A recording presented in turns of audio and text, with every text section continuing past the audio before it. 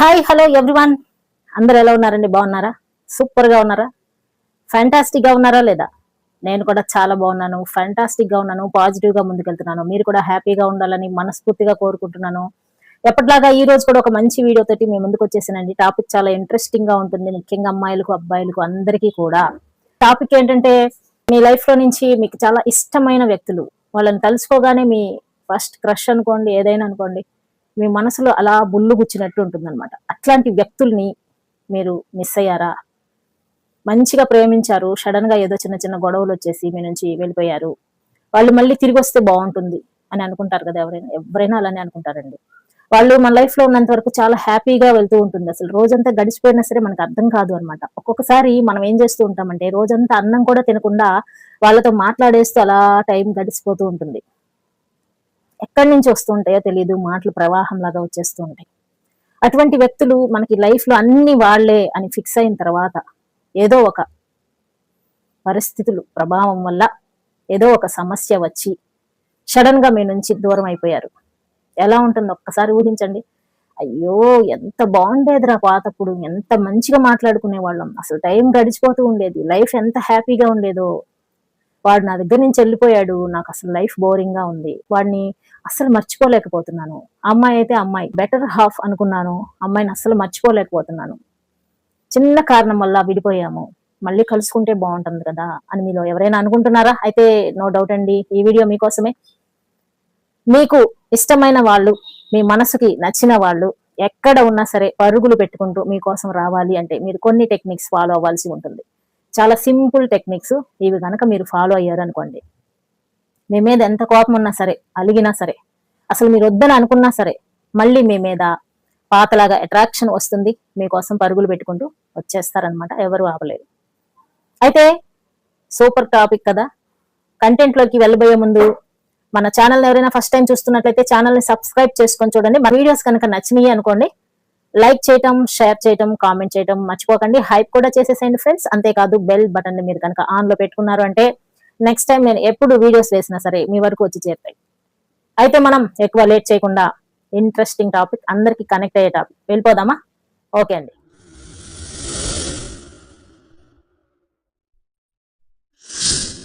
Friends, మనకి life లో ఎంతో మంది పరిచయం అవుతూ ఉంటారు, కానీ అందరితో మనం కనెక్ట్ అవ్వలేం.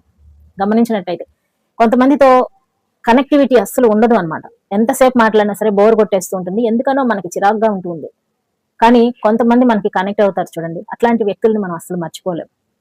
ఎన్ని సంవత్సరాలైనా సరే వాళ్ళు మన మనసులో మెదులుతూ ఉంటారు. వాళ్ళతో కూర్చొని మాట్లాడుతుంటే క్షణాలు, నిమిషాలు, గంటలు, రోజులు కూడా గడిచిపోతుంటే కూడా మనకి తెలియదు అనమాట. అంత పక్కాగా మనతో కనెక్ట్ అయి ఉంటారు, మనసుకి దగ్గరగా. అట్లాంటి వ్యక్తులు మరి దూరంగా వెళ్ళిపోతే ఎవరికైనా సరే బాధేస్తుంది. మళ్ళీ వచ్చేస్తే బాగుండు అని చెప్పేసి కోరుకుంటూ ఉంటాం. ఎవరు ఫోన్ చేసినా సరే వాళ్ళేనేమో అని ఫీల్ అవుతూ ఉంటారు. ముఖ్యంగా ప్రేమికులు ఉంటారు కదా, లవ్ చేసే వాళ్ళు, వాళ్ళైతే ఏ మెసేజ్ వచ్చినా సరే, ఏ ఫోన్ వచ్చినా సరే పరిగెత్తుకుంటూ వెళ్ళి వాళ్ళేనేమో అని చెప్పేసి చెక్ చేస్తూ ఉంటారు అనమాట. రోజుకు 100 సార్లు అయినా చెక్ చేస్తూ ఉంటారు. మరి అలాంటి వాళ్ళు మీ లైఫ్ లోకి వచ్చేస్తే ఎంత బాగుంటుంది, సూపర్ గా ఉంటుంది కదా. అలా రావాలంటే మరి మీరు కొన్ని విషయాలను ఫాలో అవ్వాలండి. పెద్ద కష్టమైన విషయాలు ఏం కాదు, ఒక 3-4 పాయింట్స్ అయితే మీకోసం షేర్ చేస్తాను. వీటిని కనుక మీరు ఫాలో అయ్యారు అనుకోండి, మీ వాళ్ళు, మీకు ఇష్టమైన వాళ్ళు ఎక్కడున్నా సరే మీకోసం వచ్చేస్తారు. ఏమీ బాధపడాల్సిన అవసరం లేదు. ఫ్రెండ్స్, పాయింట్ నెంబర్ 1 వచ్చేసి, ఎప్పుడు మీరు వాళ్ళకి ఇంతకు ముందు మీకు గొడవలు కాకముందు ఎలా అయితే మీరు బిహేవ్ చేశారో అదే విధంగా ఇప్పుడు బిహేవ్ చేయకండి. వాళ్ళ నుంచి కొంచెం సపరేట్ అయిపోండి. మీరు కూడా కొంచెం సైలెన్స్ ని మెయింటైన్ చేయండి. ఫోనుల్లో కానీ, వాట్సాప్ స్టేటస్ల్లో కానీ, ఇంకా మిగతా ఈ సోషల్ మీడియాస్ లో కనిపించడం కొద్ది రోజులు గ్యాప్ ఇచ్చేసేయండి. వాళ్ళకి మీ మీద ఒక ఆలోచన అనేది వస్తుంది. ఎప్పుడు చూడ యాక్టివ్ గా ఉంటారు ఈ సోషల్ మీడియాలో, అస్సలు కనిపించట్లేదేంటి, వాట్సాప్ లో కనిపించట్లేదు, ఎక్కడా కనిపించట్లేదు, ఏమైనా ఊరికి వెళ్ళారా ఏంటి అని చెప్పేసి వాళ్ళకి ఒక క్యూరియాసిటీ అనేది వస్తుంది అనమాట. మీ మీద ఒక ఇంట్రెస్టింగ్ అనేది వస్తుంది, ఎక్కడికి వెళ్ళిపోయారో ఏంటో, ఎలా ఉన్నారు అని చెప్పేసి. ఎప్పుడు మనకి ఎంత ఇష్టమైన వాళ్ళైనా సరే మన దగ్గర ఉంటే విలువ ఉండదండి, కొంచెం దూరం అయితేనే దాని విలువ తెలుస్తుంది అనమాట. అలాగా మీ మీద ఆలోచనలు పెరుగుతాయి. మీరు ఏమైనా వాట్సాప్ స్టేటస్ పెట్టారా, ఏమైనా ఫోటోలు షేర్ చేశారా, ఇలాంటివన్నీ చెక్ చేస్తూ ఉంటారనమాట. అట్లాంటప్పుడు మీరు కనిపించకుండా ఉన్నారనుకోండి, మీ మీద ఒక రకమైన ఇంట్రెస్టింగ్ పెరిగి మీ మీద ఆలోచన స్టార్ట్ అవుతుంది. పాయింట్ నెంబర్ 2 వచ్చేసి, మీరు ఫోన్స్ చేయటం, మెసేజెస్ చేయటం ఆఫ్ చేసేయటం.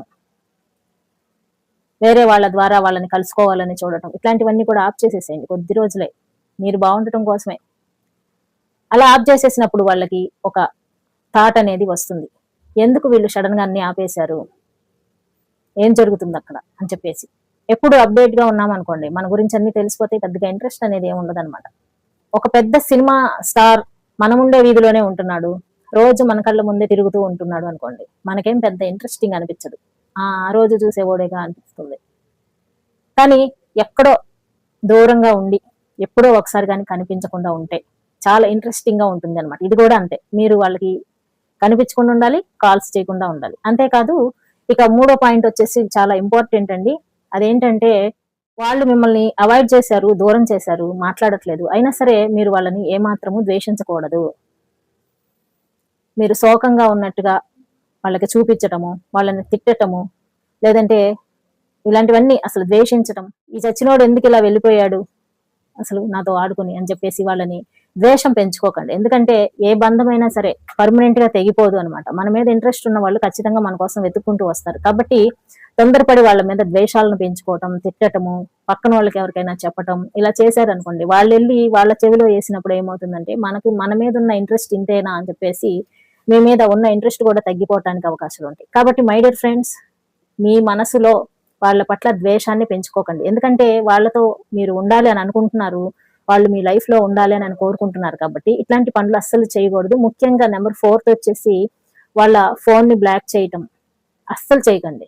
మనము మన ఫోన్ నెంబర్ ని ఎవరైనా బ్లాక్ చేస్తే ఎంత బాధకి గురవుతున్నాం, మీరు అదే పని మాత్రం చేయకండి. ఎట్టి పరిస్థితుల్లోనూ ఎవరి నెంబర్ ని బ్లాక్ లిస్ట్ లో పెట్టడం అలాంటివి చేయకండి. ఎందుకంటే మనం అనుభవిస్తున్న బాధ అవతల వాళ్ళు అనుభవించకూడదు అని అనుకోవాలి, కానీ నాకు చేశారుగా నేను చేస్తే ఏంటి అని అనుకోకూడదు అనమాట. వాళ్ళ లెవెల్ కి మనం దిగజారు, మన వాల్యూస్ ని మనమే కాపాడుకోవాలి. వాళ్ళు ఏదో చేశారని మనం కూడా అదే ఫాలో అవుతూ మనం కూడా వాళ్ళ నెంబర్ ని బ్లాక్ చేసామనుకోండి, మనకి వాళ్ళకి తేడా ఉండదు.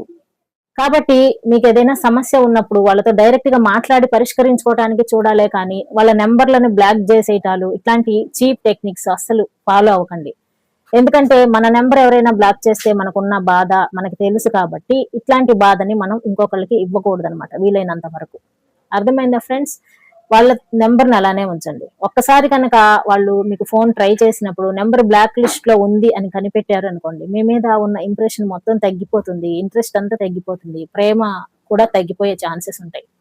మనసులో ఎక్కడో మీకోసం మళ్ళీ రావాలి అని ఉన్నా సరే వాళ్ళు కొంచెం ఆలోచిస్తారనమాట, మన నెంబర్ బ్లాక్ లో పెట్టారు కదా, ఏ మొహం పెట్టుకుని వెళ్ళాలి అని చెప్పేసి. కాబట్టి ఎట్టి పరిస్థితిలోనూ మీకు ఇష్టమైన వ్యక్తుల నెంబర్లు, మీకు ఇష్టం లేని వాళ్ళ నెంబర్లు కూడా బ్లాక్ లో పెట్టాల్సిన అవసరం లేదు. మరీ అంత హింస పెడుతుంటే తప్పదు కానండి, ఎవరి నెంబర్ కూడా ఆల్మోస్ట్ బ్లాక్ లిస్ట్ లో పెట్టకండి. చాలా మంది బాధపడతారు ఇట్లాంటి విషయాలు తెలిస్తే. కొంతమంది అయితే ఫ్యాషన్ అయిపోయింది బ్లాక్ లో పెట్టడం. కొంతమంది సంగతి తీసేయండి, నా సంగతే తీసుకోండి. ఒక అమ్మాయి నాకు 1000 రూపాయలు ఇవ్వాలన్నమాట. 1000 రూపాయలు ఎప్పుడో తీసుకుంది నా దగ్గర, నేను మనీ సెండ్ చేశాను అవసరం అని అనిపించినప్పుడు. అయితే నేను ఆ మనీని ఎక్కడ తిరిగి అడుగుతానో, నేను ఇంకా అడగలేదండి, నిజంగా నేను ఇంకా అడగలేదు, తనే ఇస్తుందని ఎదురు చూస్తున్నాను. నేను ఎక్కడ అడిగేస్తానో అని భయపడిపోయి నా నెంబర్ బ్లాక్ లిస్ట్ లో పెట్టింది. ఇది నిజంగా జరిగింది. నాకైతే చాలా ఆశ్చర్యం అనిపించింది. తను ఏదో ఒక కష్టంలో ఉన్నప్పుడు నేను హెల్ప్ చేశాను అనమాట. పోతే పోయింది 1000 రూపాయలు, నేను తిరిగి అడగకూడదు, ఇస్తే తీసుకుందాం లేకపోతే లేదు అన్న మైండ్ సెట్ తోనే ఉన్నాను. కానీ తను ఏం చేసిందంటే, ఒక ఆఫ్టర్ ఆల్ 1000 రూపాయల కోసము నా నెంబర్ ని బ్లాక్ లిస్ట్ లో పెట్టింది. నేను కొద్ది రోజుల తర్వాత తనకి ఫోన్ చేసి తను ఎలా ఉంది, ఏంటి ప్రాబ్లమ్స్, ఓకేనా, సాల్వ్ అయినాయా అని అడగటం కోసం ఫోన్ చేస్తే కానీ నాకు తెలిసిందనమాట నా నెంబరు బ్లాక్ లిస్ట్ లో ఉంది అని. ఇలాంటి వాళ్ళు కూడా ఉంటారండి. చిన్న చిన్న విషయాలకి నెంబర్లని బ్లాక్ లిస్ట్ లో పెట్టేసి మనసులని బ్లాక్ చేయకూడదు. ఇక ఆ 1000 రూపాయలు నేను ఇంకా తీసుకోలేదు, వదిలేశాను, పోతే పోనీ అని చెప్పేసి. ఇలాంటి సెన్సిటివ్ విషయాలు ఉంటాయండి. అందరూ అన్ని విషయాలకి బాధపడరు, కొందరు కొన్ని విషయాలని ఎక్కువగా సీరియస్ గా తీసుకుంటూ ఉంటారు. సెన్సిటివ్ మైండ్ సెట్ ఉన్న వాళ్ళు ఏంటంటే, వాళ్ళ నెంబర్ ని ఎవరైనా బ్లాక్ లిస్ట్ లో పెడితే చాలా ఎక్కువగా తీవ్రంగా చూస్తూ ఉంటారు అనమాట. కాబట్టి మీ పార్ట్నర్ సెన్సిటివ్ మైండెడ్ అయి ఉండొచ్చు.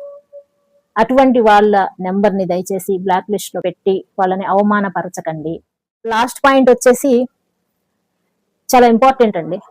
కొద్ది రోజుల తర్వాత మీ పరిస్థితి చూసి వాళ్ళు మళ్ళీ మీ లైఫ్ లోకి ఎంటర్ అవ్వాలన్న ఆశతో మీకు మెసేజ్ పెట్టడమో, కాల్ చేయటమో ఏదో ఒకటి చేస్తారు కదా. అలా చేసినప్పుడు పాత విషయాలను లోడకండి. పాత విషయాలని తవ్వి ముందేసి కూర్చొని వాదనలకు దిగకండి ప్లీజ్. పాతది అయిపోయింది. వాళ్ళంటే మీకు ఇష్టమే కదా. పాతయన్నీ తోడుకుంటే ఏమొస్తుంది చెప్పండి. మళ్ళీ పాత పెయిన్ అంతా మళ్ళీ అనుభవించాల్సి వస్తుంది. వాళ్ళని పెద్ద మనసుతో క్షమించేసేయండి. మీ వాళ్లే కదా, మీకు ఎంతో ఇష్టమైన వాళ్ళు కదా. వాళ్ళు తప్పే చేసి ఉండొచ్చు, అయితే ఏంటి, మన వాళ్లే కదా, తప్పు చేశారు కదా అని చెప్పేసి వదిలేసుకుంటామా ఏంటి మన వాళ్ళని? కాబట్టి వాళ్ళు మళ్ళీ మీకు ఫోన్ చేసినా మెసేజ్ చేసినా పాత విషయాలు చెప్పి వాళ్ళ మనసుని మళ్ళీ గాయపరచకుండా మెచ్యూర్డ్ గా ప్రవర్తించడం అంటారు దీన్ని. పాత విషయాలను తోడకుండా మళ్ళీ ఫ్రెష్ గా స్టార్ట్ చేయండి మీ బంధాన్ని. ఎంత బాగుంటుందో తెలుసా? పాత విషయాలు తోడుకుంటే మళ్ళీ పాత బాధలు మొదలవుతాయి. ఈ పాయింట్స్ ని కనుక మీరు ఫాలో అయ్యారనుకోండి, మీరంటే ఇష్టం లేని వాళ్ళు కూడా, వద్దు అనుకున్న వాళ్ళు కూడా మళ్ళీ మీ లైఫ్ లోకి ఎంటర్ అవుతారు, ఖచ్చితంగా అవుతారు. ముఖ్యమైన పాయింట్, చాలా ఇంపార్టెంట్ పాయింట్, చాలా సెన్సిటివ్ పాయింట్ అండి ఇది. అదేంటంటే, వాళ్ళు మీ గురించి ఆలోచనలలో దిగాలి అంటే మీ ఫ్రెండ్స్ ఉంటారు కదా ఎవరో ఒకళ్ళు, వాళ్ళతోటి కొంచెం క్లోజ్ గా ఉన్నట్టుగా వాళ్ళకి జస్ట్ కనపడండి. కొద్ది రోజుల తర్వాత వాళ్ళ కంటి ముందు కనబడండి. జస్ట్ వాళ్ళతో క్లోజ్ గా ఉంటున్నట్టు, ఫ్రెండ్షిప్ చేస్తున్నట్టు. వాళ్ళ మనసు ఇంకా ఒకలాగా అయిపోతుందండి. అదేంటి అప్పుడే మనల్ని వదిలేసి వేరే వాళ్ళతో ఫ్రెండ్షిప్ చేస్తున్నారు అన్న బాధ వాళ్ళని కృంగదీస్తుంది. దాంతో వెంటనే పటాలు మీ దగ్గరికి వచ్చేస్తారు.